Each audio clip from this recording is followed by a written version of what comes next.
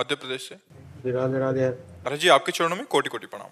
महाराज जी, क्या पूर्ण रूप से मृत्यु का भय खत्म हो जाना, किसी चीज को पाने की इच्छा अर्थात संसार की भौतिक सुविधाओं की चाह मिट जाना और श्री जी से मिलने की व्याकुलता का तीव्र गति से बढ़ना, यही शरणागति का उच्चतम स्तर है क्या? महाराज जी, संशय निवृत्ति कीजिए।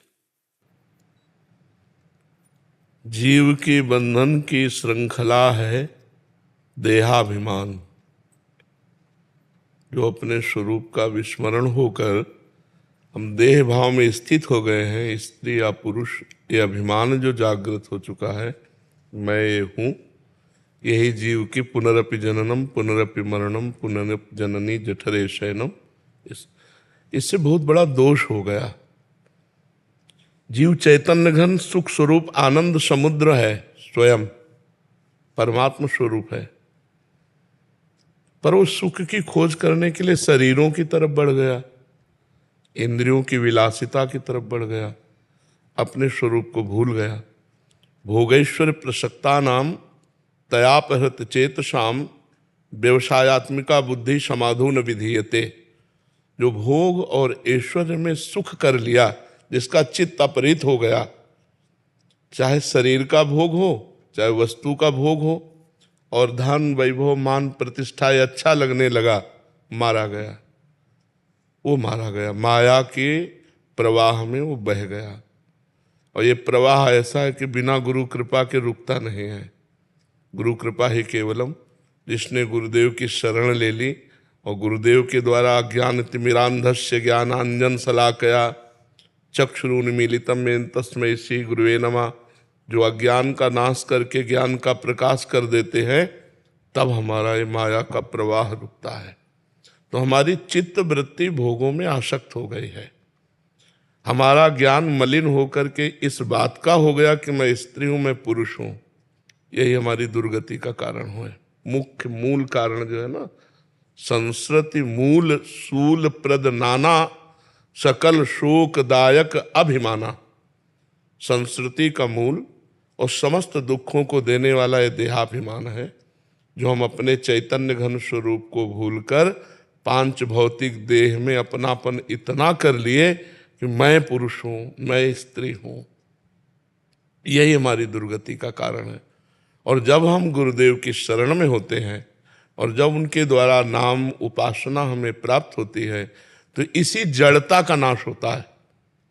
जो आपने बोला ना, यही उसके अंदर लक्षण प्रकट होने लगते हैं कि नहीं खान पान ते भावे है, नहीं कोमल वसन सुहावे है, सब विषय लगे ते खारा है, हरियासिक का मग्न आ रहा है। ना काहू सो बोलिबो ना कोई व्यवहार, अपनी कुंवर किशोरी को जियत निहार निहार। शरणागत का लक्षण किसी भोगों में सुख न मिलना, भगवान के नाम रूप लीला गुणधाम में चित्त का रमण करना, किसी भी तरह किसी भी द्वंद्व से पराजित न होना, सुख दुख मान अपमान लाभ हानि, तो ये शरणागति उसकी पक्की, वो भगवत प्राप्त हो जाएगा। और जो नाम जप नहीं करता, भगवान की लीला कथा में अनुराग नहीं रखता, श्रवण कथन में, वो चाहे जो साधना कर ले, देहाभिमान पुष्ट होता ही रहेगा। तो क्या हो रहा है, इसमें अहंकार पुष्ट हो रहा है और हमारा आवागमन चक्र रुकेगा अहंकार रहित होने पर। तो चाहे सत्क्रिया का अहंकार हो चाहे असत्क्रिया का अहंकार हो, अहंकार तो बना ही हुआ है। तो अहंकार का नष्ट हो जाना ही शरणागति का लक्षण है।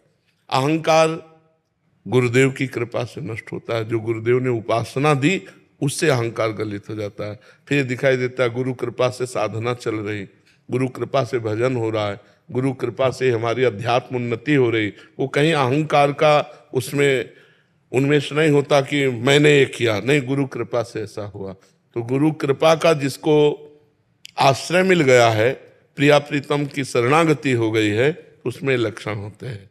क्या बोला था लक्षण? महाराज जी, ये कह रहे हैं कि ये महाराज जी व्याकुलता, श्री जी से मिलने की तीव्र इच्छा, संसार की भौतिक सुविधाओं की चाह मिट जाना, पूर्ण रूप से मृत्यु का भय खत्म होता है। हाँ, पूर्ण रूप से, बिल्कुल। बहुत सुंदर, बहुत शोध करके वाक्य लिखे आप।